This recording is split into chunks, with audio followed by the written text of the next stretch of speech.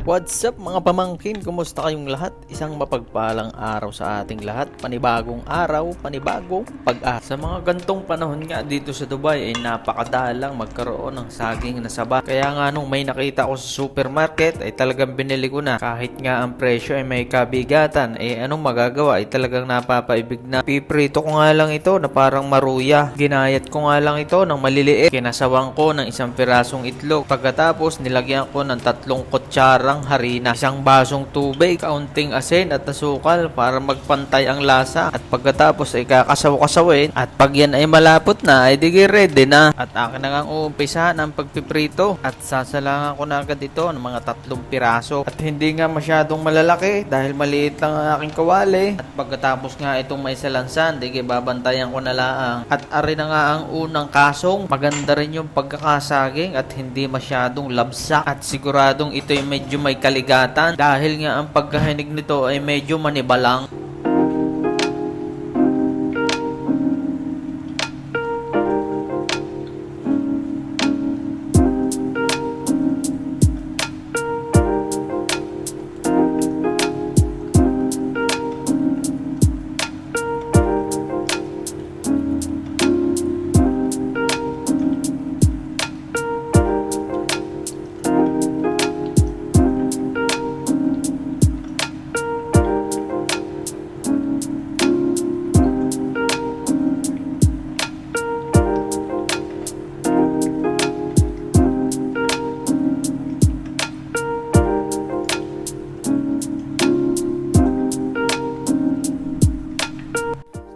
At ito na nga ang unang baliktad. Mamula-mula pa at medyo nangingintab. Talaga namang nakakaakit ang garning kulay Ang sarap na rin i-partner sa kape.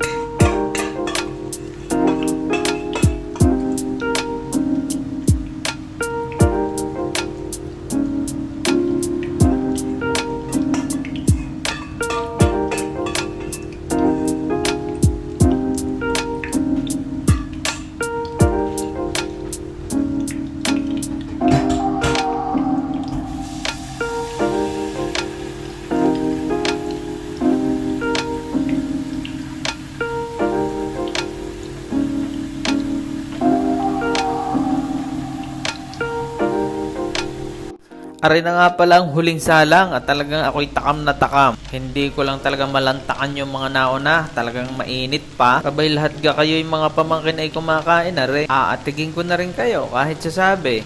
Sabi nga ng mga taga Marinduque, ala, sige, purbahe.